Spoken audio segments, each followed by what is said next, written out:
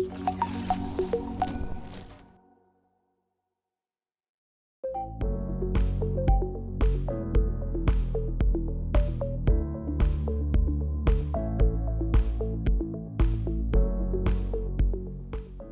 안녕하세요. 아나운서 박지민입니다. 인공지능 시대의 스피치 교육. 이번 시간에는 디지털 교육에 대해서 살펴보겠습니다. 바야흐로 디지털 전환의 시대입니다. 다양한 분야에서 디지털 혁신이 일어나고 있는데요. 이 교육 분야도 예외가 아닙니다. 이번 시간에는 김평원 교수님과 함께 이 디지털 기반 교육이 어떻게 변화해 왔는지 살펴보고 디지털 기반 교육의 방향성도 탐색하고자 합니다. 교수님 안녕하세요. 네, 안녕하세요. 김평원 교수입니다.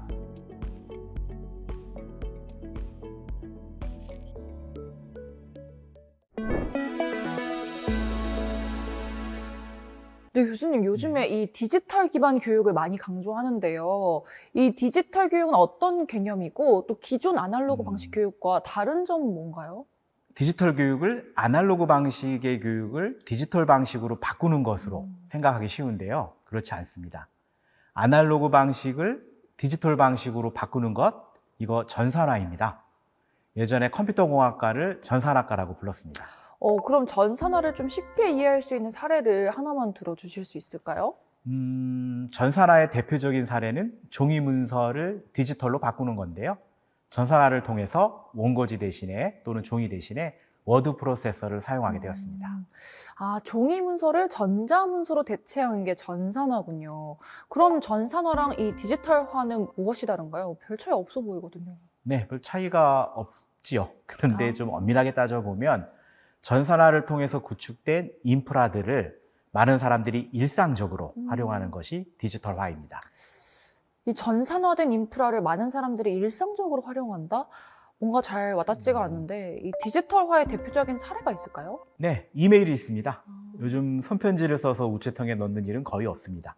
이메일은 전산화 인프라를 통해서 기존 우편 제도를 디지털화한 것입니다. 쉽게 말씀드리면 오프라인 활동을 온라인 활동으로 변화시킨 것, 이게 디지털화입니다. 이메일, 온라인 쇼핑몰, 온라인 수업, 화상회의 등이 디지털화의 대표적인 사례들입니다.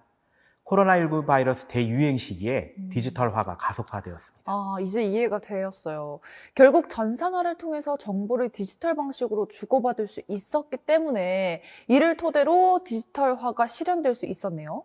네, 바로 그겁니다. 코로나19 바이러스 대유행 시기에 우리가 신속하게 재택근무 체제로 전환할 수 있었던 것은 줌과 같은 화상회의 인프라가 이미 있었기 때문입니다. 온라인 학습 역시 이미 온라인 학습 시스템이 있었기 때문에 가능하였습니다. 이 디지털 기반 교육은 디지털화 교육인 셈이네요. 코로나19 바이러스 대유행 시기에 이미 체험했던 온라인 교육 환경이 결국에는 디지털 기반 교육 환경이고요. 네, 온라인 교육이 디지털 교육 인프라를 제공한 것은 맞는데요. 그렇다고 해서 온라인 교육이 곧 디지털 교육을 의미하는 것은 아닙니다. 온라인 수업이나 화상 채팅 방식의 상호작용을 디지털 교육이라고 한다면 요즘 학생들은 이미 능숙하게 디지털 교육에 적응한 셈입니다. 그런데 왜 교육부에서 디지털 교육을 강조할 필요가 없죠? 네, 근데 그렇다면 이 디지털화보다 한 단계 더 발전한 수준이 있어야 될 것 같은데요? 네, 바로 그겁니다. 디지털 교육이 지향하는 수준, 그건 온라인, 즉 디지털화 수준이 아니라 그 이상의 것, 디지털 전환 수준입니다. 디지털 전환 수준이라 디지털 전환이라는 말도 많이 들어본 것 같아요. 근데 교수님, 이 디지털화랑 디지털 전환의 차이점은 뭐예요? 네, 뭐 전산화와 디지털화 차이점도 없어 보였는데 꼼꼼하게 따져보니까 달랐죠? 마찬가지입니다. 디지털 전환 과정은 계속 진행되고 있기 때문에 디지털과 디지털 전환의 개념을 명확하게 구분해서 설명하기는 어렵지만 대체로 디지털화는 오프라인 활동을 온라인으로 구현한 수준이지만 디지털 전환은 기존에 없었던 콘텐츠나 서비스를 창출하는 것입니다. 다시 말해서 디지털화가 공급자 중심의 혁신이었다면 디지털 전환은 수요자 맞춤형 혁신입니다. 그러면 디지털 교육은 이미 디지털화된 환경을 전제로 인공지능 그리고 빅데이터 등을 적용해서 디지털 전환을 구현한 것이겠네요? 네, 정확하게 이해하셨습니다. 공급자 중심의 기존 온라인 교육을 학생 개인 맞춤형 교육으로 발전시키는 것, 이것이 바로 디지털 기반 교육이 지향하는 미래 교육의 모습입니다. 네.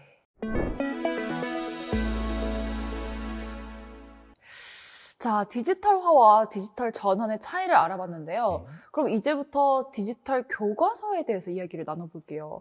디지털 교과서도 디지털화 수준과 이 디지털 전환 수준으로 구분을 해볼 수 있을까요? 네, 맞습니다. 하지만 지금까지 선보였던 디지털 교과서는 모두 디지털화 수준이었습니다. 디지털 전환 수준의 교과서는 아직 상용화되지 못했는데요. 교육부에서는 디지털 전환 수준의 교과서를 AI 디지털 교과서라고 이름 붙이고 개발을 독려하고 있습니다. 구분이 쉽지 않은 것 같아요. 먼저 이 디지털화 수준의 교과서를 한마디로 좀 설명을 해주실래요? 디지털화 수준의 디지털 교과서는 종이 교과서를 이북으로 바꾸고 서책형 교과서를 보완할 수 있는 교사학습 자료 등을 담은 것입니다. 한마디로 서책형 교과서를 디지털화한 것입니다. 이 인터넷 서점에서도 유통되고 있는 이북이 바로 디지털화 수준이네요. 그러면은 디지털 전환 수준의 디지털 교과서를 한마디로 설명을 해주시면요. 네, 디지털 전환 수준의 디지털 교과서는 온라인 수업에 활용할 수 있는 그런 기존 디지털 교과서가 아니라 학생 스스로 학습할 수 있도록 개별 맞춤형 학습을 지원하는 똑똑한 디지털 교과서입니다. 당연히 AI와 빅데이터 분석 기술과 같은 첨단 기술이 필요하기 때문에 앞에 AI를 붙여서 AI 디지털 교과서라고 부르는 것입니다. 그러면 언제쯤 디지털 전환 수준의 AI 디지털 교과서가 네. 상용화될까요? 희망적인 답변을 해드릴까요? 솔직한 답변을 해드릴까요? 아무래도 솔직하게 말씀해 주시면 도움이 될 것 같아요. 네, 솔직히 말씀드려서 현재의 디지털 교육 인프라 수준과 인공지능 또 빅데이터 분석 기술 수준으로는 어렵습니다.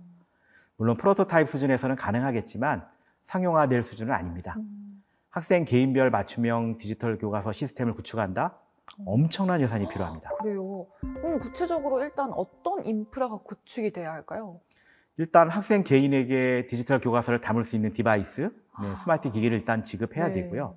그 비용도 만만치 않습니다. 그쵸. 그리고 그 기기들을 운영할 수 있는 충분한 인터넷망, 그리고 학생 맞춤형 피드백이 가능하려면 인공지능을 탑재해야 되는데 거대한 시스템이 있어야겠죠?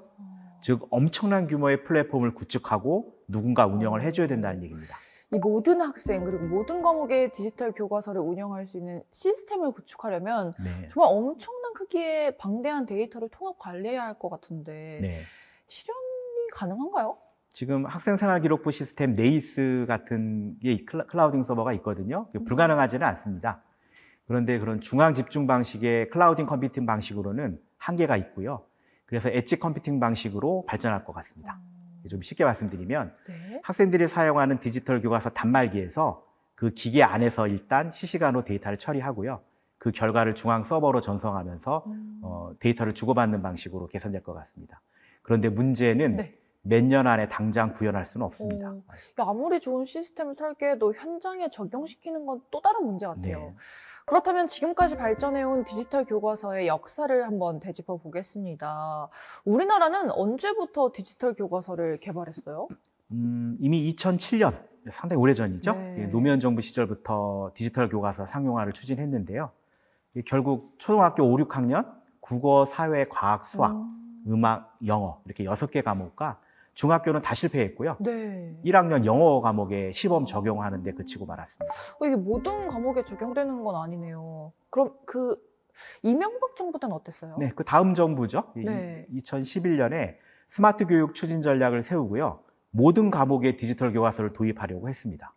결과는 역시 실패입니다.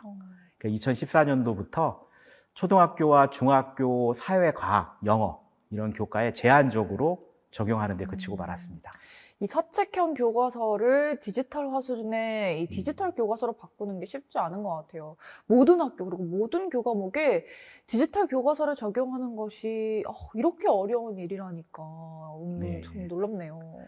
참 교육 현장에서 혁신을 실천하기 정말 어렵습니다. 2014년 박근혜 정부 때도 이전 정부와 마찬가지로 디지털 교과서 개발, 적용 방안을 세우고요. 이제 디지털 교과서 검정 제도까지 추진했어요. 본격적으로 심사를 하려고 했죠. 그런데 역시 초등학교 3, 4학년과 중학교 사회과학 교과서에서만 제한적으로 적용되는 수준에 그치고 말았습니다. 정말 쉽지 않은데 그러면은 좀 많이 지나서 이제 문재인 정부 때 디지털 교과서 정책의 성과도 네. 궁금해요. 2020년에 디지털 교과서 활성화 정책을 추진했고요. 그랬는데 초등학교 3학년에서 6학년, 사회과학 과목, 영어 과목 어. 등, 또 중학교는 사회과학 영어 과목 수준, 또 고등학교는 영어 과목만 요 정도 확대하는 수준에 그쳤고요. 또 그나마 빛을 본 건 코로나19 바이러스 대유행 때문에 원격 수업을 하느라고 이런 과목들은 디지털 교과서를 많이 활용했습니다.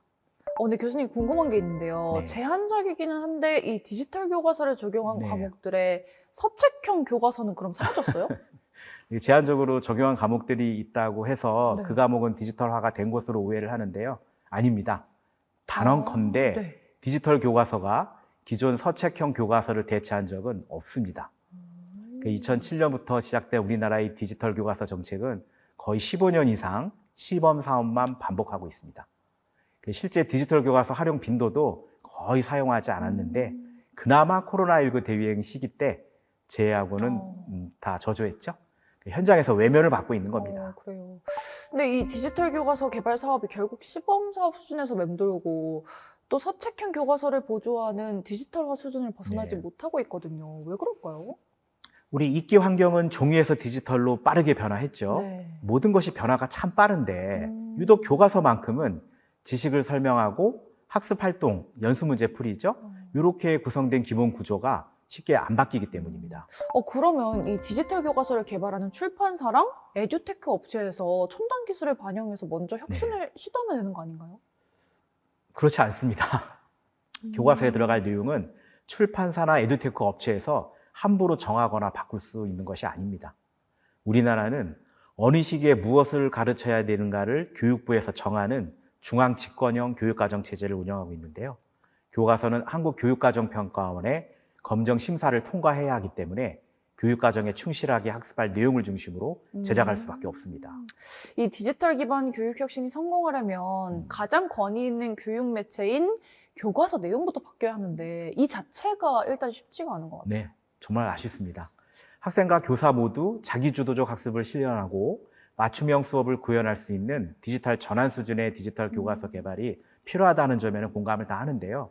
여전히 시범 사업 수준에서 벗어나지 못하고 있습니다. 네, 2007년부터 지금까지 이 긴 시간 동안 모든 교과와 학년급의 네. 이 디지털화 수준의 교과서를 상용화하는데도 실패했다는 사실이 좀 충격적이네요. 네, 사교육에서는 이미 다 디지털화 됐죠. 음. 근데 공교육에서는 충격적으로 아직도 20년 전 그대로입니다.